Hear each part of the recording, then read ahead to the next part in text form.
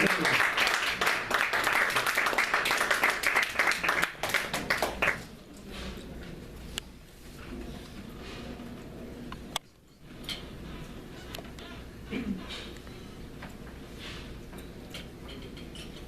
you, Madam Toastmaster, fellow Toastmasters. Good evening. Good evening. I want you to imagine that right now we're standing in the middle of a bustling office place, and every copier machine in the building's busy except for that one. And all of a sudden you see four people converge upon that copier machine, and they start to argue over who should get to use it first. Well, the first person says, well, excuse me, but I'm from accounts payable. If I don't pay the bills, we won't be in business. I should go first. Well, the next person says, well, excuse me, I'm from accounts receivable. If I don't receive any money, how can you pay the bills? I should go first. Of course, the next person says, well, excuse me, but I'm from sales. If I don't sell anything, how can you collect anything? I should go first. But the three of them quickly parted and gave way to the fourth person once they recognized that she was from payroll.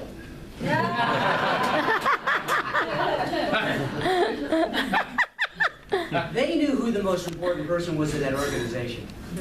Seriously. Do you know who the most important person is at your organization? It's not your boss, it's not the CEO, it's not the customer. Arnold, you are the most important person at your organization. Jacinta, you are the most important person at your organization. Each of you is the most important person. And this is not an egotistical, I'm great, look at me sort of attitude. It's not selfish, it's selfless. Is there anyone in the room who's not been on a commercial airline before? Anyone? Okay, so we've all flown on an airplane before. So you're familiar with that portion of the talk that the attendants give us where they get to the safety portion. They talk about those masks that are going to drop out of the ceiling and scare the heck out of us. And they tell us that if we're traveling with children or someone else in our party who needs assistance, when those masks drop down, what are we to do with our mask first? Put it on. Put it on. Why do we put our mask on first? Yeah, until you take care of yourself, how can you take care of anybody else? And that's what I'm talking about tonight, about personal leadership. Until you take care of you, you are the most important person. Why would anybody else follow you? So my talk is personal leadership. Now, the talk is loosely based on Stephen Covey's 7 Habits of Highly Effective People. Oh, yeah. How many of you have read that book or listened I've to it? heard of it. Fantastic book. It's celebrating its 25th year. It's sold more than 25 million books. That's just incredible. So it's a standard up there. And it's a book that you don't buy and read. It's a book that you should buy and study. And I'm going to use some of those habits tonight and show how they relate to personal leadership. And when you develop personal leadership, that'll put you in a better place to lead others. Now, the other thing I'm going to do is I only have time tonight in the 20 minutes that you've given me is to give you 3 of those habits. After I give you those 3 habits, I'm going to have a fun, quick exercise for you to experience one of those habits.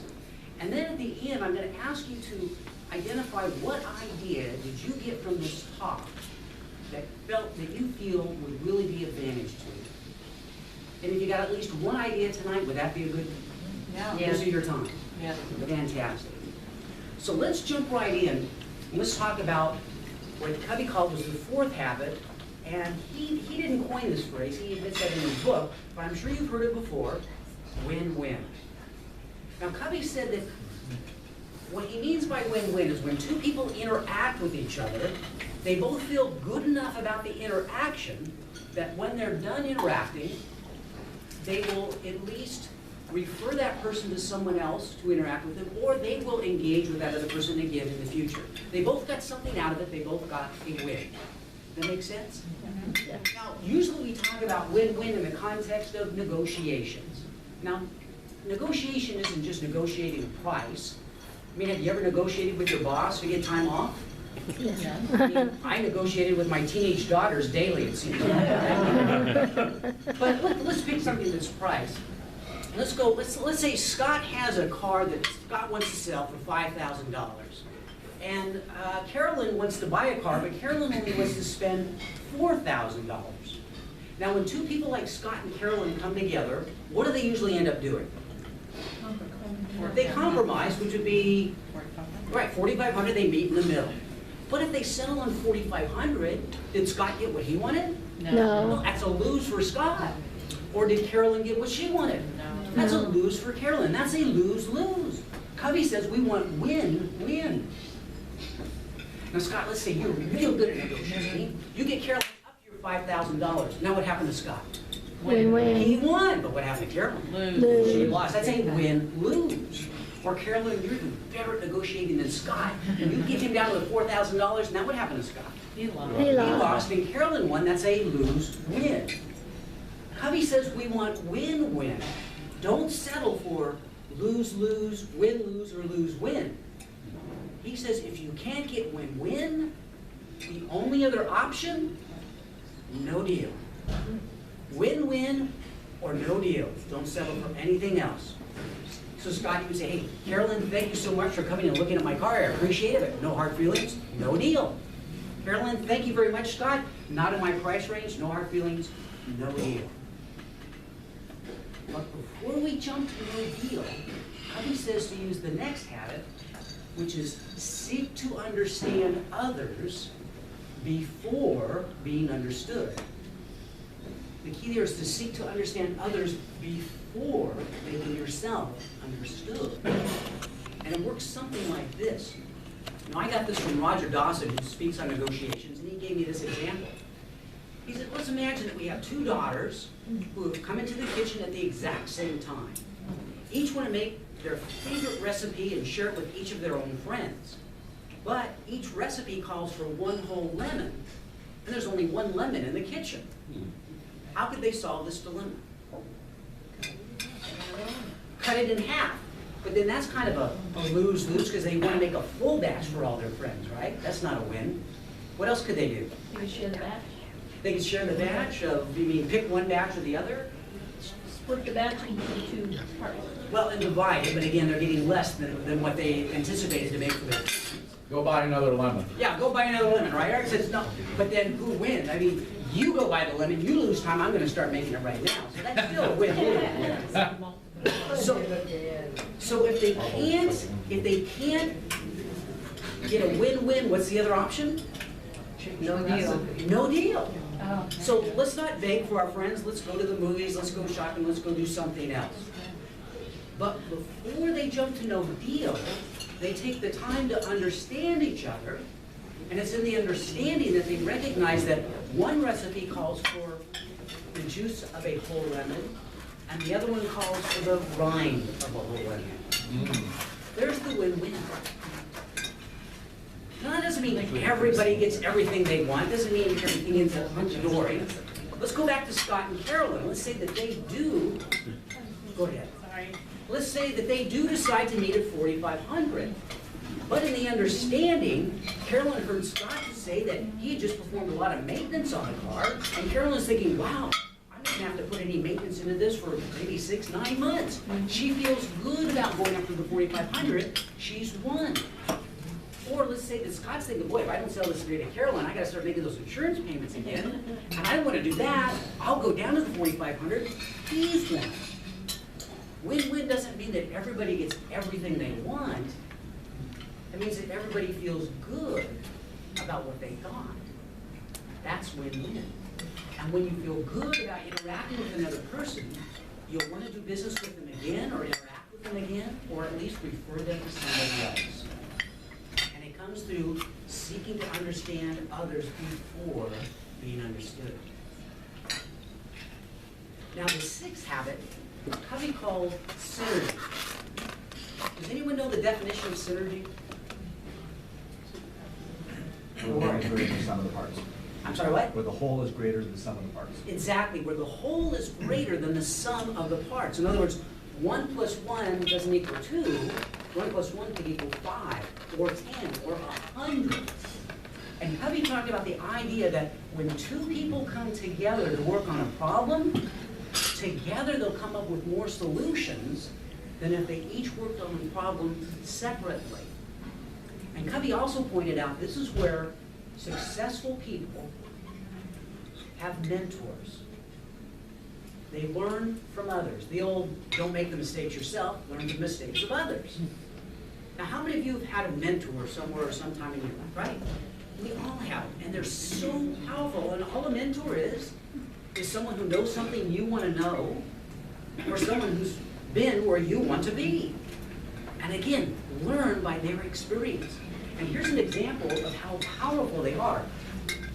This is an article from the Wall Street Journal several years ago. And the title of it is, Protege Finds Mentor Gave Her a Big Boost.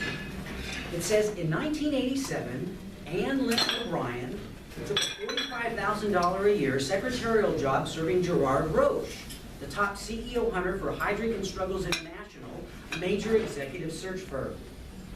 Rising rapidly under his tutelage, she became the firm's first female executive assistant to advance to partner.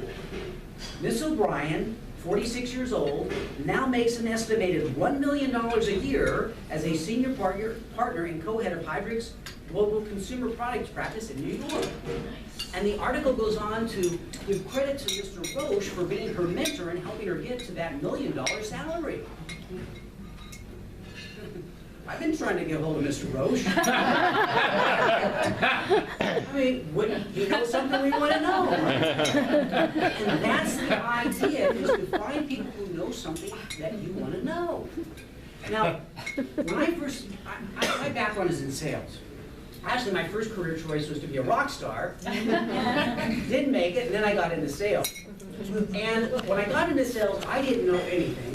And I identified the top 5 salespeople in my company. And I said, hey, I'll take you out to lunch if I can ask you questions, learn what you know, because I want to be where you are. And that's the secret to finding a mentor. It's not that you just find somebody to learn everything they know. It's like, hey, you know everything I want to know. Let me suck your brains out. It's got to be reciprocal. You've got to give back in some way. And so my way to give back was to take them out to lunch. Now, 3 of them paid for my lunch. 2 of them did. But at sales meetings, I would go up to them and I'd say, hey, I'll carry your stuff down to your car if I can walk with you and talk with you and ask you questions on the way. They all agreed to that. In fact, just today, and I mean this in a good way, I just went to the funeral of one of those mentors, Fred De Palma, who helped me immensely in his career, and he passed away last week ago. And he just meant so much to me. It took me 2 hours to get here tonight. That's how much Fred meant to me, to go see him all the way down in Orange County and come back here to be with you this evening. So mentors are so powerful, and they impact us forever. And the other thing about mentors is sometimes we will see somebody, oh, well, gosh, they're up on that pedestal. Why would they help poor little me? Right? Why would we bother them? I mean, if someone came up to you and asked you for your advice, wouldn't you give it to them? Well, these people are just like that too, so don't be afraid to approach anybody. Now, I mentioned in my introduction that I've written 2 books.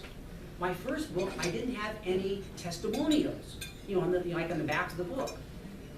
While I was writing my second book, I met another author, and on the back of her book were all these celebrities that were endorsing her book. I said, gee, do you know all these celebrities? She said, no. I said, then how'd you get them to endorse your book? She said, I asked them. Duh. So before my second book went to print, I went to 2,000 business leaders, because it was a business book, and I asked them if they would endorse my book. Most of them agreed to. People like Zig Ziglar, Harvey McKay, How to Move the Sharks Without Being Eaten Alive, Brian Tracy, Art Linkletter. Wow. And when I went to Mr. Linkletter, I said, will you endorse my book? He said, sure, what do you want me to say?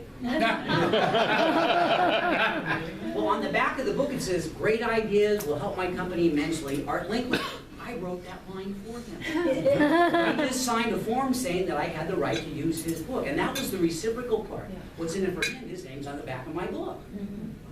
What's in it for me was Art Linkletter was endorsing my book.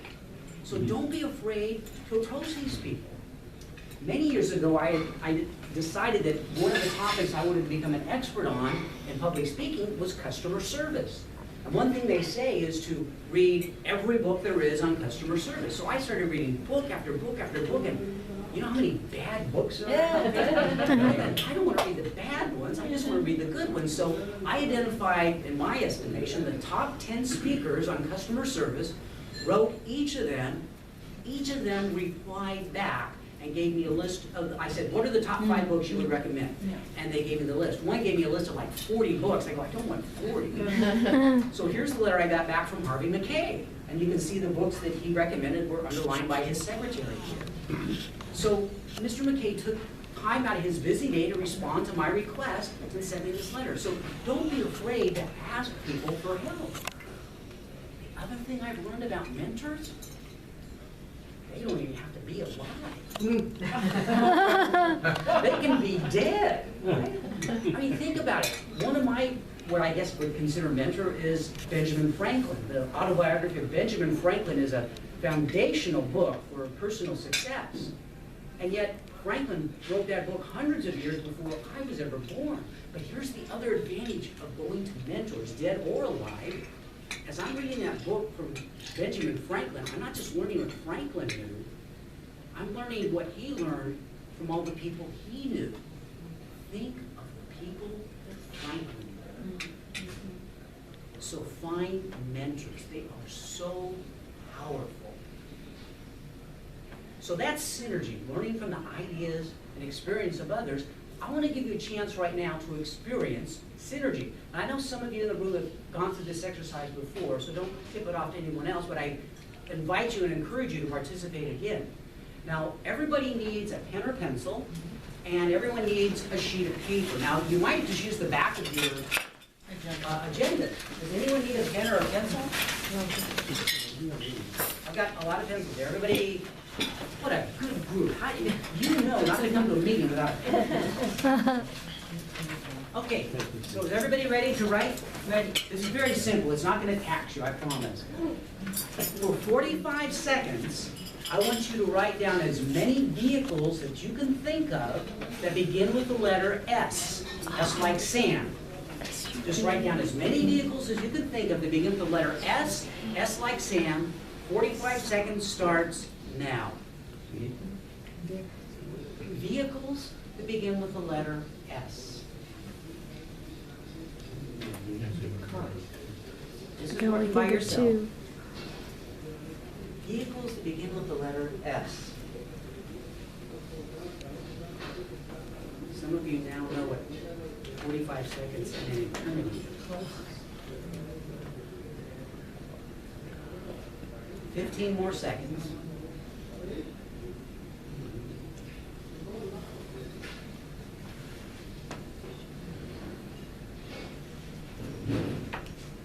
Five more seconds. Letters that begin with S. Vehicles. Not letters. Okay, stop. Count how many you've written down. Oh, you can get out of that too. I don't see people taking out their shoes. How many of you have less than 5? A lot of you. Okay, there's nothing wrong with that. There's nothing wrong with that. Who has 6 or more? 6 or 7 or more? 8 or more? How many? Roy, how do you have? How many do you have? 8? Jacinta?